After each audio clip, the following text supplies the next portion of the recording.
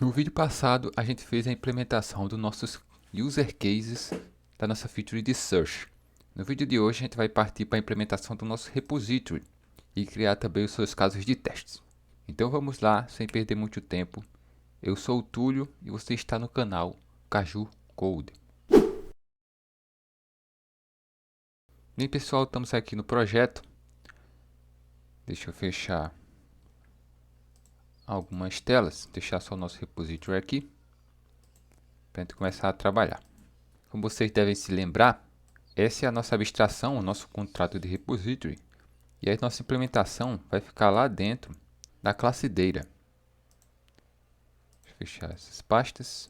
Então aqui na pasta Data, a gente vai vir aqui também em Repositories e vamos criar um novo folder. Vai se chamar Search, que é o nome da nossa feature. E vamos colocar aqui Search Repository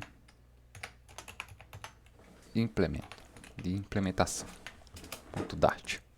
Aqui dentro vamos criar uma classe com o mesmo nome do arquivo.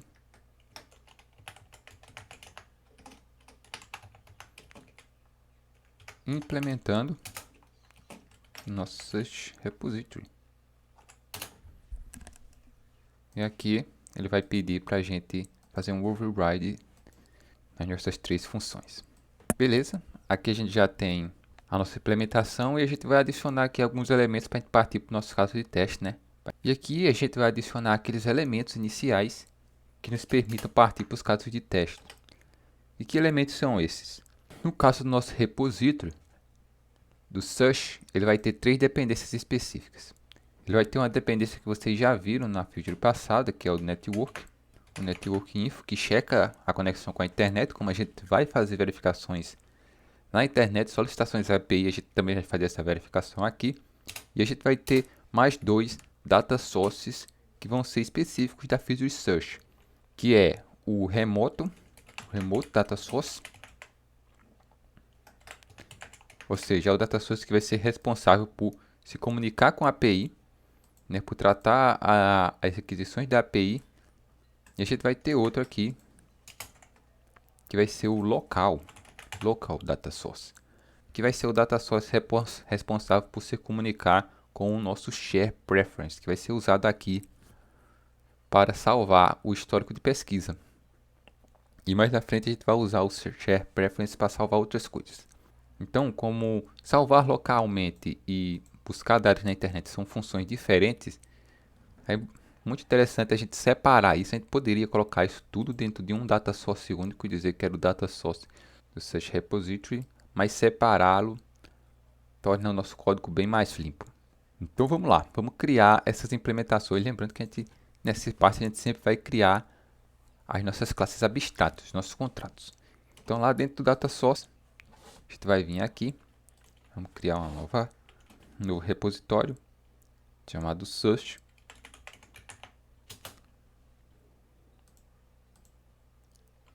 Vou criar um arquivo Search, beleza? E aqui dentro do Search eu vou criar um repositório para deixar mais organizado. Eu vou criar um repositório chamado Contracts, que vai manter as nossas classes abstratas. Então aqui dentro eu vou criar dois arquivos. O primeiro é o Search Remote Data Source.dart. Vou copiar aqui esse nome, criar o arquivo e vou criar outro arquivo chamado Search, só que dessa vez, em vez de remote, vou chamar de local, que ele faz o acesso local. E aqui dentro do arquivo eu vou criar a classe abstrata, né, o nosso contrato, que vai ser o Search Remote Data Source. E aqui dentro eu vou copiar a função que a gente vai ter.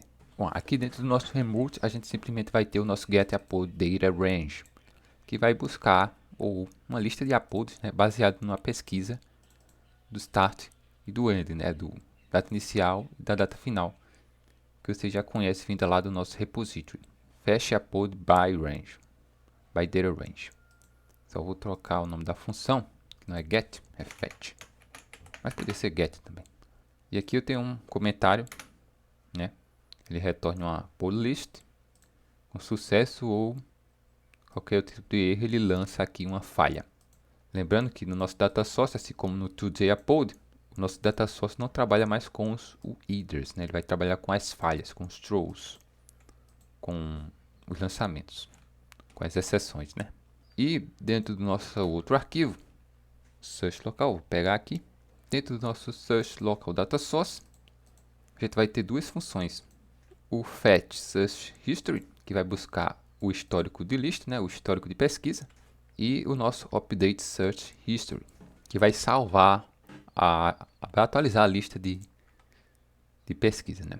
Todos seguindo a mesma estrutura, né, retornando ou talvez lançando uma falha caso ter problema.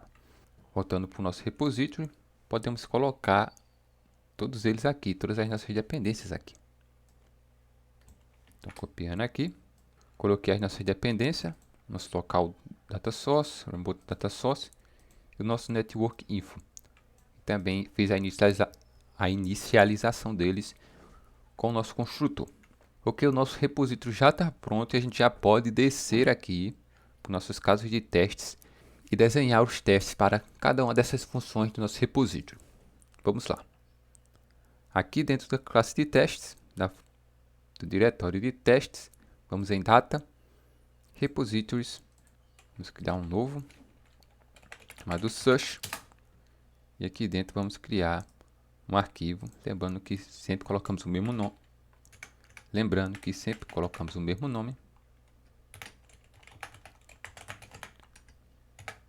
implement com o traço teste.dat. Então, para ganhar tempo, como eu vinha fazendo, eu vou pegar o código já escrito e vou explicar para vocês logo em seguida. Bom, primeiro vamos criar os nossos mocks, certo? Usando o nosso nice mocks. Já coloquei aqui a tag e as dependências que a gente precisa, o remote e o local. Lembrando que a gente não precisa simplesmente colocar o nosso network info, porque ele já é construído aqui no nosso Today Upload. A gente podia, por questão de organização, colocar aqui também. De repente, se o seu código ficar muito massivo, muito grande, pode ser interessante você até repetir aqui para organizar mais, deixar o código mais fácil de entender, né? Então, alguém que possa ler no futuro seu código não vem no network info aqui, pode ficar em dúvida de onde ele está vindo. Mas no caso desse projeto, eu vou manter assim. Como eu já sei que lá no Today Upload aqui, ele está sendo construído, bem aqui, né? Bem pertinho na verdade. Então eu não vou colocar ele aqui de novo, porque eu já consigo importar de lá. Então vamos rodar o nosso Flutter pub run builder run com o nosso argumento de delete conflicts, já para evitar qualquer problema. Deixa ele executar e vamos começar os testes. Ok, terminou aqui. Aqui em cima eu já vou colocar a inicialização das dependências e variáveis que a gente precisa. Ok, temos aqui os elementos, o nosso local data source, remote, o nosso network info e o nosso search repository, que aqui é implement. Tudo bem, podia ser também se eu implement, ia dar certo. Vamos colocar logo o implement. E o nosso setup fazendo as configurações, né, as inicializações corretas. Passando o nosso local data source, nosso remote e o nosso network info. E aqui a gente vai dividir em grupos os nossos testes, certo? A gente fez isso lá no nosso Today Upload. Aqui. No caso do nosso Today Upload, a gente só tem uma função, mas nesse caso, que a gente tem mais funções, vai ser bem interessante esse agrupamento. Então eu vou colocar aqui o agrupamento inicial da classe de teste do Search History e depois vou explicar para vocês os testes. Beleza, pessoal? Temos aqui o nosso grupo de testes relacionados ao nosso Fetch Upload Today, Fetch Upload by Range, by Data Range, e quais são os casos de teste que a gente tem aqui. Então, o nosso primeiro cenário, que é o cenário de sucesso, onde a gente vai ter internet e a nossa API vai retornar os nossos uploads. Então, nesse caso, o nosso repository deve retornar uma lista de uploads, né, de entidades de uploads no lado direito. Então, para isso a gente tem o nosso network setado para true, né? A conexão dele. E a gente tem o nosso remote data source fetch by range retornando uma lista de apod model. Lembrando que o nosso data source sempre trabalha com os modules. Aqui tem essa lista que a gente vai ter que criar lá do nosso arquivo test values aqui, ó. Vamos criar já já. A gente tem a chamada da função, né? Fetch apod today do repository e a verificação do retorno, seguindo aquele esquema que eu falei no vídeo passado sobre listas. Então a gente faz a verificação com o folder e caso eu venha do lado esquerdo a gente retorna essa fail aqui, teste fail. Caso no lado direito a gente vai comparar se o retorno é igual a uma lista de apodos. Se for, o teste passou.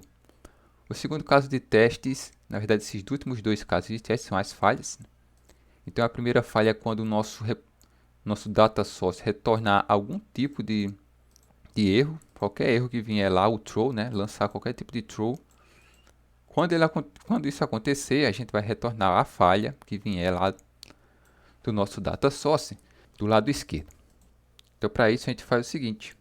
A gente tem aqui o nosso RAN com o nosso Internet Connection True. Então, a gente tem a conexão. Lembrando que essa falha aqui inicial é a falha que vem do nosso data source ou da nossa API. Não é uma falha de conexão. E a gente tem aqui o nosso remote data source retornando com a função fetch apod by range um exception, que é a API fail. Beleza? A gente tem a chamada da função do repositório e o expect. Como a gente não trabalha com lista aqui, a gente pode fazer essa comparação mais simples aqui. E o terceiro caso de testes, que é esse aqui. Esse aqui é o de não conexão. E a gente vai simplesmente verificar se a gente está retornando erro quando não há internet. Então, se o isConnect é false, a gente verifica, chama aqui a função e a gente verifica se houve uma falha de no connection. Eu vou colocar outra função aqui que não está no teste, mas é importante que ela esteja, que é o verify never. Certo? Quando a gente faz um teste assim, é interessante a gente verificar que elementos que a gente não quer que sejam chamados realmente não foram. Então, nesse caso de não internet, eu não quero que o meu data source seja chamado.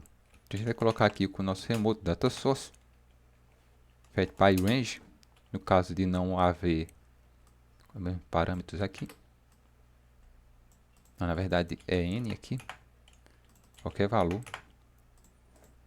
Então, assim, na hipótese de não haver conexão, não haver internet, eu não quero nem que meu repositório chame o nosso data source, nosso fetch apod by range lá do nosso data source. Então, essa verificação vai fazer isso para a gente. Beleza, caso da primeira função pronta, sim, falta isso aqui, criar esses elementos. Então, vamos lá. No test values, vamos descer aqui na nossa função de teste, test values. E a gente vai fazer igual a gente fez com o nosso list apod. Inclusive, vou copiar. Na verdade, não vou copiar não, porque vai mudar muita coisa. Vou escrever aqui list apod model. Passando no nosso function. Vou colocar list apod model igual a. E aqui a gente chama também o nosso apod model função. Coloca 3 também. E pronto. Lembrando que essa comparação vai ser possível quando a gente for comparar lá, porque esses apod models eles têm os mesmos valores, né? Eles são iguais. Então, quando a gente fizer as conversões adequadas, o nosso inquerable que estava lá dentro do nosso apod, ele vai comparar corretamente esses dados. Então, voltando aqui para os nossos testes, a gente tem um grupo e vamos criar já a função inicial. Bom, aqui, nosso fetch apod by range, vamos tirar isso aqui e vamos escrever o seguinte. Primeiro vamos verificar a nossa internet. Aqui eu já vou transformar em async. A gente vai verificar se o nosso network info isConnect. Sim, tem que ter um await aqui. Se ele não for, ou seja, se não tiver internet, a gente já vai retornar aqui o nosso left com a nossa falha, que é a falha no connection. Caso ocorra tudo bem, Vamos para o nosso try aqui. E aqui dentro, a gente vai colocar o seguinte. Apagar tudo, colar logo o texto. Então, pessoal, temos aqui a nossa chamada ao nosso data source. O remote data source. Dentro de um try catch, né? Então, caso aconteça tudo certo, né, com tudo sucesso, a gente passa aqui os nossos parâmetros de entrada, o start date e o end date, para o nosso fetch upload by range. Se ele retornar a lista com sucesso, a gente simplesmente coloca a lista e retorna a lista no nosso write. Se acontecer qualquer tipo de falha, a gente retorna aqui no lado esquerdo a falha que vier. Vamos executar os testes. Na verdade, eu já tinha executado eles aqui, mas vamos executar de novo para vocês verem. Beleza, então aqui, ó, o primeiro teste não passou, deu uma falha, mas os outros casos de testes passaram com sucesso. E por que esse teste aqui falhou? Ele falhou. Se você for acompanhar aqui, você vai ver que os dados são o mesmo, mas ele está pegando um erro no upload e no upload model, né? Ele está dizendo que ele estava esperando um tipo upload, mas veio um upload model. E por que isso acontece? Realmente a gente definiu que o expect da lista, né, devia ser um upload list, até porque o nosso repository ele retorna uma lista de uploads. Mas lembre que o nosso upload model, que o nosso fetch upload by range retorna, ele retorna um upload model, né, uma lista de upload models. Esse upload model é uma extensão do nosso upload. Se a gente abrir aqui, ó, é uma extensão do nosso upload. Como ele é uma extensão, ele também é um upload. Então, não há erro em a gente fazer o que a gente fez aqui, ou seja, retornar direto ao upload model na lista. Tanto que compilou e o nosso VS Code aqui não está apontando nenhum erro. Mas o teste ele acaba não captando, o header acaba não captando isso e entendendo como falha. Né? Porque ele percebe que são duas classes diferentes, então ele retorna como diferente mesmo sendo uma extensão da outra. Então, para resolver isso, a gente podia fazer, dentro do nosso upload model, criar uma função para transformar esse upload model em uma entidade, igual a gente fez com o nosso TrueJSON aqui. Mas não é necessário, a gente pode simplesmente mudar aqui esse elemento e transformar numa lista de upload modules. Porque o upload module é uma entidade, como a gente viu aí na extensão. Então a gente não estaria quebrando a regra, digamos assim, do nosso código. Mas isso é algo que você tem sempre que pensar, né? Para você ter certeza que você não está adaptando os seus testes para passar no o código, né? O seu código tem que ser aprovado nos testes uma vez que você desenhou os testes corretamente. Mas aqui não vai ter problema. Então vamos executar de novo esse teste. Se ele ser executado e agora provavelmente vai retornar OK. E foi isso mesmo. Beleza, o nosso fetch upload by range e os testes estão OK. Vamos descer aqui e partir para a nossa próxima função. Dessa vez o nosso fetch search history. Beleza, aqui a gente tem um grupo de teste, nosso fetch search. E aqui aqui no caso a gente só tem dois testes, porque a gente não precisa verificar a internet. Então a gente vai simplesmente verificar o nosso caso de sucesso e o nosso caso de erro. Então no caso de sucesso, ele vai retornar uma lista de strings do lado direito, né? Lembrando que o nosso fetch search aqui, ele retorna uma lista de strings, né? O nosso histórico de pesquisa é simplesmente uma lista de strings. Então aqui a gente tem a nossa chamada, né? Quando o nosso local data source for chamado, nosso search history, ele vai retornar uma lista de strings, que a gente já montou ela lá por nossos casos de user cases. A gente já fez essa lista. Tá bem aqui ela. Aqui. E a gente tem aqui a verificação do resultado, né? Seguindo aquele padrão, lado esquerdo com feio, teste feio. Lado direito a gente compara com a lista de strings. Caso seja lançado uma falha, né, um throw lá do nosso local data source, aqui a gente vai estar usando o throw access local data source fail. Se lançar um throw na chamada, a gente verifica se esse throw está sendo colocado do lado esquerdo do nosso IDA. Beleza, vamos implementar funções prontas, testes prontos, vamos implementar. Aqui dentro, a gente não vai verificar a internet, mas a gente vai transformar assim, que isso aqui. Então a gente vai simplesmente colocar o nosso try aqui, verificar nossas falhas. Eu vou copiar essa parte aqui, que ele vai lançar umas feias. Se vier uma falha lá do nosso try, lá do nosso repository, a gente coloca do lado esquerdo e retorna.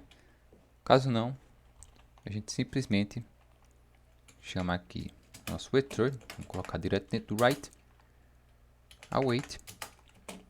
Então, local data source, ponto, fetch source history e fechado. Bom, o que vier do nosso fetch source history já vai entrar no nosso lado direito e retornar. O que vier de falha, de exception, cai do nosso lado esquerdo e a gente também retorna. Vamos executar os testes. Rodando o grupo. Testes passados. Ok, vamos para o nosso próximo caso de testes. O último no caso. Que é o nosso Update Search History. Então, o nosso Update Search History vai ter basicamente os mesmos testes, né? Mudando a função. Então, a gente tem aqui o nosso local da source retornando uma lista, né? Que vai ser a lista atualizada. Ele recebe também uma, né? Então, aqui a gente tem a chamada mandando uma lista para ele atualizar. E se vier uma falha, do lado esquerdo é porque ele não conseguiu atualizar, né? E a gente tem aqui do lado direito o expect, de que o lado direito venha com a lista de strings atualizada. Não é, a gente poderia colocar aqui uma verificação para ter certeza de que essa lista teve um update, mas primeiro que não é função do nosso repository. Então, o nosso repository ele entende que se o nosso data source, né, se o nosso local data source retornou uma lista, é porque ele conseguiu atualizar. Então, essa verificação não é necessária. E caso venha uma falha, né, ele lança algum tipo de exception. No caso aqui a gente tem o acesso local data fail. A gente verifica se o lado esquerdo está com esse local data fail. Isso é muito parecido com o primeiro, né? Mudando praticamente igual, mudando só a questão das funções que estão sendo chamadas. Então vamos lá. Como é praticamente igual, o que é que a gente vai fazer? A gente vai pegar aqui, copiar, colar, e a gente vai mudar aqui só nossa função de entrada aqui, que é o Update Search History, passando o nosso History List. E aqui a gente transforma em async. Beleza? Vamos rodar o grupo. E todo mundo passou. Vamos rodar todos os testes agora. Só para ver todo mundo dando certo. Só para ver a galera funcionando tudo em conjunto. Beleza. E aqui, galera, a gente faz o seguinte. Nossos testes passados, passamos por todas as fases do TDD. Mas tem uma última fase, que é a refatoração. Nesse caso, a gente pode trabalhar ela aqui de uma forma bem legal. Que hoje nossos testes estão funcionando, está tudo ok. Mas agora a gente pode pensar em uma forma de otimizar esse código. E onde é que a gente pode otimizar? O código geralmente vai ser otimizado, ele pode ser otimizado de várias formas, mas uma das formas de otimizar é tirar código repetido. E onde é que a gente tem código repetido aqui no nosso repository? Exatamente aqui, né? Eu inclusivamente só copiei e colei isso aqui, mudando apenas um pequeno elemento que era a função de chamada. Então a gente pode pensar como a gente pode reduzir esse código aqui repetido para deixar o código mais legível e menor. Então vamos lá, como é que a gente pode fazer? A gente pode fazer o seguinte, a gente pode vir aqui embaixo e criar uma outra função. Ela também é reader, um future reader, que retorna uma fail. E aqui a gente vai manter um list string. Por quê? A gente vai criar uma função exclusiva que chame esse data source, trate esses problemas do try cache e retorne apenas ou left ou right, né? Um dos readers. E a gente vai ocultar essa lógica da função principal e apenas fazer com que ela chame essa função, que já vai dar o retorno adequado baseado na função. E é claro, essa função vai receber uma entrada que vai ser alguma dessas funções aqui para determinar o que vai retornar. Então, como todas essas funções retornam string, a gente pode colocar list string. Mas até para uma opção para manter o código mais acessível para o futuro, a gente pode colocar aqui um A para fazer uma função tipada. Para fazer isso, a gente deixa esse A aí por enquanto. E a gente faz o seguinte, eu vou colocar um underline aqui, que é para mostrar que essa função é privada.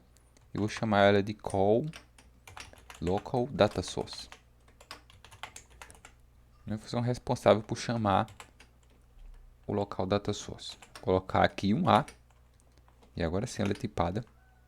o erro do A já sai aqui. Tem um erro aqui, mas é por causa que está faltando um elemento. E dentro dessa função eu vou colocar um parâmetro de entrada, que vai ser uma função. Então a gente vai mandar com parâmetro de entrada para essa função aqui, uma dessas funções, ou essa ou aquela. Beleza? E para fazer isso, a gente vai ter que definir o parâmetro de saída dela. Esse é o parâmetro de saída da nossa função, future_a. Se você não entendeu ainda por o motivo desse A, você vai perceber mais à frente. Vou chamar o function, que a gente já usou, principalmente nos casos de teste, lá no nosso test evaluation, né, que ele cria uma função. Vou usar ele de novo aqui, parênteses. Defino o nome da função, que eu vou chamar só fun. Transformar em async. E aqui dentro, e sim, eu vou copiar esse código aqui novamente e vou colar ele aqui dentro. E aqui é que eu vou fazer a substituição, porque o elemento que vem aqui vai ser o elemento que vinha da função. Então aqui eu vou colocar wait novamente e eu vou colocar func com parênteses para informar que a função tem que ser executada aqui dentro. Então a função que vier no parâmetro será executada aqui dentro. Se houver qualquer tipo de exception ou try catch, ele vai cair aqui normalmente com um fail e retornar ou left ou right. E aqui dentro, como é que fica? Bom, aqui dentro a gente reduz. Aqui no update search, a gente vai apagar tudo isso. Vai simplesmente chamar um return, um await, que a gente tem que esperar. E a gente vai chamar o nosso call local data source. E aqui dentro, ele já está pedindo uma função, a gente simplesmente... E aqui dentro ele já cria uma função anônima para a gente. Deixar assim mesmo, é a melhor forma. E a gente pode chamar o nosso local data source update search history, passando o nosso history list. E pronto. E aqui a gente usa o A, esses parâmetros de tipagem, porque se no futuro a gente quiser usar outro tipo de função aqui de chamada do data source local, que retorna um tipo diferente de list string, esse A é dinamicamente alocado com base no retorno da função. Uma vez que eu configuro a função aqui, o próprio Dart ele já entende esses parâmetros aqui e configura. Certo? Mas aqui seria o mesmo de eu pegar assim, de eu colocar dessa forma. Aí eu poderia tirar isso aqui. Certo? Mas usando dessa forma, com um A ali, se no futuro eu tiver outra função que chama o data source, que por exemplo, em vez de retornar um string, sei lá, retorne um string de uploads, ou em vez de retornar uma lista de strings, retorne uma lista de uploads por algum motivo, essa função também vai funcionar porque ela está com esse valor dinâmico aqui, genérico. E aqui em cima, mesma coisa, a gente faz o return, call data source, a gente manda o fetch search history aqui dentro. Beleza, reduzimos o nosso código. Talvez não tanto, não me lembro o número de linhas, mas com certeza o nosso código está bem mais otimizado e mais legível, evitando códigos repetidos aqui dentro. E agora a gente roda os testes de novo, né? Porque como a gente tem a implementação dos testes, a gente tem a segurança de que a gente tem a segurança deles para saber se está tudo certo. Então vamos rodar tudo novamente. Ficar principalmente de olho nos testes do local data source. E ok, todo mundo passou corretamente. Então todas essas funções foram implementadas com sucesso. E para o vídeo de hoje era isso, pessoal. No próximo vídeo a gente vai implementar os nossos data source. Pessoal. Bom, pessoal, acabei de ver aqui que eu coloquei os contratos no lugar muito errado. Talvez se você que estava vendo o vídeo já tinha percebido isso. Mas agora eu ia falar que no próximo vídeo a gente vai implementar os contratos do data source. E eu procurei aqui dentro do data source e eu não achei eles, né?